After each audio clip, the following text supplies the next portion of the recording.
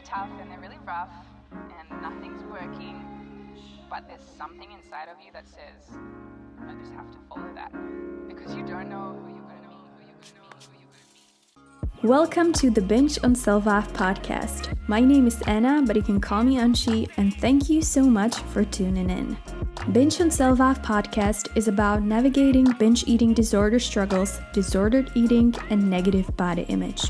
Although I share my personal experience with having a negative body image, eating disorders, and I do uncover bits of my personal story, this podcast is not as much about me as it is about you.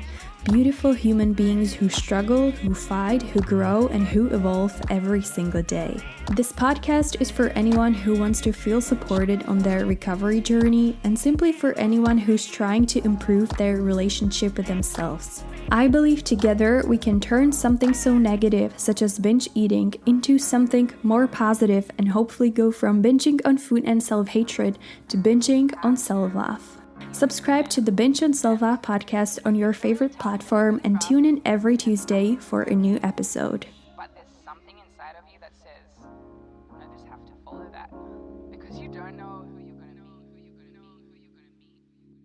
Disclaimer: Binge on Self-Love podcast is intended for informational purposes only. It doesn't provide professional medical advice and it is not a substitute for diagnosis or treatment. In this podcast, we cover the topic of eating disorders, so if you find this topic triggering, it may be better for you not to listen to this podcast. Always make sure to put your mental health first. Hello everyone, welcome to the Binge on Self-Love podcast. My name is Anna, but you can call me Anshi, and I'll be your host today. First things first, I want to apologize so much that there wasn't an episode last week. There was quite a lot going on in my life personally, and I honestly apologize for that. And before we dive into today's episode, I just want to say that I hope you are safe and okay in these horrible times. I am sending you all my love and support to everyone who needs it. I hope you all stay strong and safe. In the Binge on Self-Love podcast, I talk a lot about how to navigate the recovery journey. I share with you some tips on what has helped me on my journey, but all of that covers the cases when the person has already made the decision to take on the recovery journey. But in today's episode, I want to touch on why we are afraid to ask for help. Often it's because of the fear that other people will think less of us, or because we believe that asking for help is a sign of weakness, or because we believe that we have to do it all by ourselves. So without further ado, let's get into today's episode. First and foremost, I want to remind you that asking for help is not a sign of weakness. In my eyes, if anything, asking for help is a sign of bravery, self-reflection, and self-awareness, and sign of the willingness to face a situation you're dealing with. To explain why I think it's so important to ask for help is because I think that when dealing with an eating disorder or with an addiction or with any kind of mental health issue, very often people feel too ashamed or too embarrassed to ask for help, so they rather hide the troubles they are going through. One thing I've learned is that you can try to hide a problem as much as you like, but it's going to come out one day eventually, and usually the more you hide it, the worse it gets. So why is it that we are afraid to ask for help? One of the main reasons, at least in my opinion, why we are afraid to ask for help is shame. Shame is a very powerful feeling and not really in a positive sense. If you are or if you have struggled with an eating disorder, you probably know that shame is very often an inseparable part of the eating disorder. And the eating disorder makes us feel ashamed of who we are, how we look, what we eat, how much we weigh, and all that stuff. So then when it comes to the eating disorder itself, we very often feel ashamed of having an eating disorder. There's a lot of preconceptions of what the eating disorder is like, and maybe that only young girls and young women have it. and that only skinny people have an eating disorder and stuff like that. So when you feel like you don't fit certain criteria or you think you're not quote unquote sick enough, you may feel ashamed to ask for help. I definitely felt ashamed when it came to asking for help. Paradoxically, I wasn't ashamed when it came to anorexia. Of course, it could have been affected by my young age and my parents being involved in this problem. But when it comes to the binge eating disorder, I was older and I was dealing with it on my own. And suddenly it wasn't so easy to ask for help, and I felt a lot of shame. I felt ashamed, and all these different questions kept running through my head, like, what if the therapist won't understand me? What if my problem isn't really that serious? What if I'm like some rare case and no one will be able to help me? Will the therapist think that I just have no self-control? All of these things kept running through my head, and I felt a huge amount of shame. So I think shame and being ashamed of having a problem is very often what stops us from asking for help. Another reason why we are often so hesitant to get help is because we ourselves don't entirely understand what's going on, what issue exactly we are dealing with, and therefore we worry that other people may also not be able to understand it either.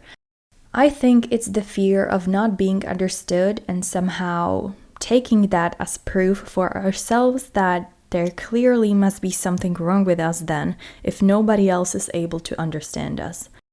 But I think going to see a therapist is a right decision, especially if you're not entirely sure what the issue is, but you just maybe know that something's not right.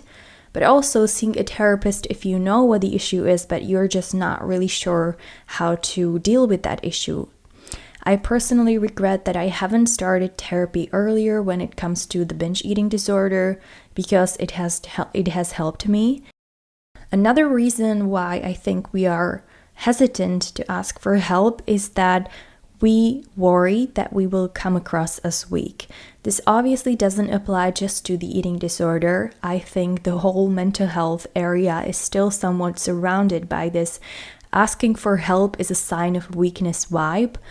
I've noticed that especially within the generation of our parents, who I never heard talk about their problems. I feel like they would rather hide their problems for the rest of their lives than ask for help. Those 6 or 7 years of binge eating disorder were full of shame for me.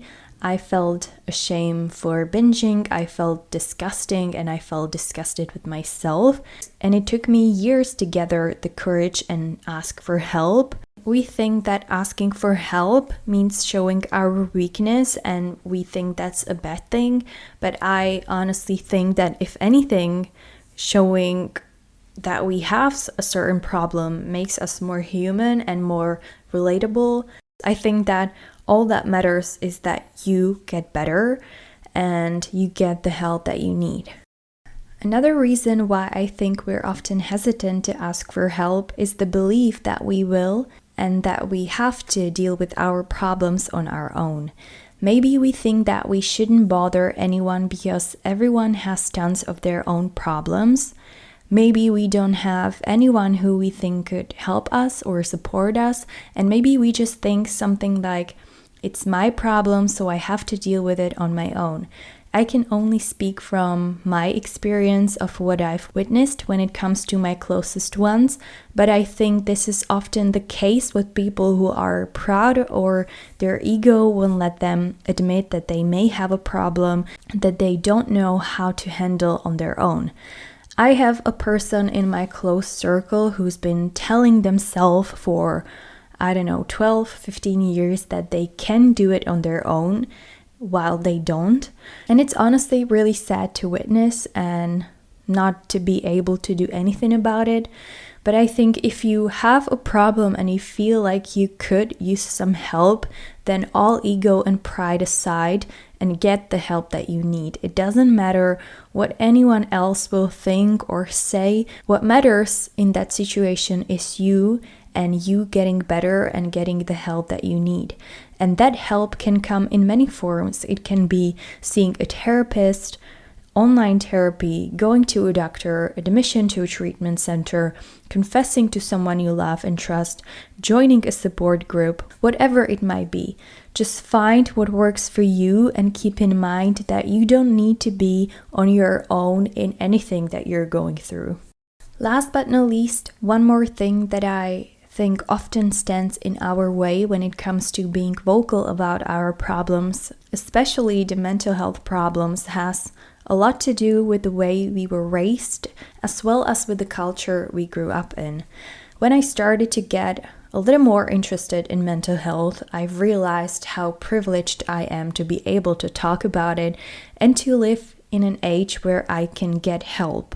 I've realized that, for example, again, my parents and pretty much their entire generation is used to bottling up their issues, keeping them for themselves. I think us, millennials and Gen Z, are living in a period of time where mental health is finally something people start to take into account, and we put more emphasis on mental health being equally as important as our physical health. So I think one of the factors why people may be hesitant or even afraid to ask for help is because they are simply not used to talking about their problems and not used to asking for help. Asking for help is not a sign of weakness, and it is definitely not something you should be afraid to ask for. I know that getting the necessary help may not always be easy or immediate, but it's worth asking for.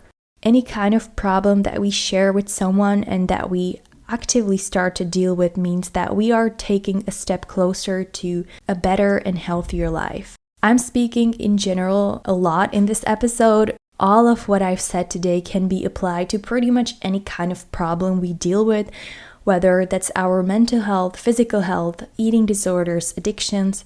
I've struggled with eating disorder and a negative body image.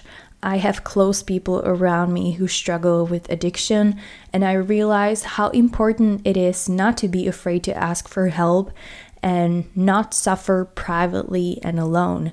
If it's hard for you to ask for help, then maybe try to think about it as if you had a pain in your tooth or a stomach ache or a broken leg. You would go to see a doctor and tell him what's bothering you, and you would try to fix the problem. So why not try to do the same when it comes to our mental health? A few years ago, I promised myself that when I have kids, I don't have them yet, but I hope one day I will.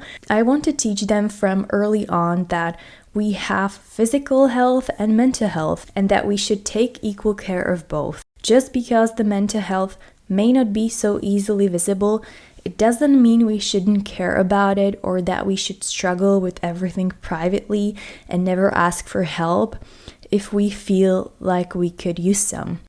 So that's all I have for you today. I hope you enjoyed today's episode. I'll be happy if you subscribe to the Binge on Self-Love podcast on Spotify, Apple Podcasts, or Google Podcasts so you don't miss any future episode. Make sure to follow Binge on Self-Love podcast on Instagram, and I'll be back next Tuesday with another episode. Take care, have a nice rest of the week, and talk to you soon. Bye!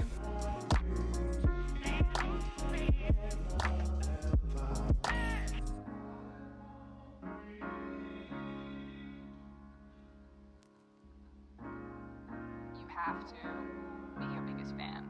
And when things are really tough and they're really rough and nothing's working, but there's something inside of you that says, I just have to follow that. Because you don't know who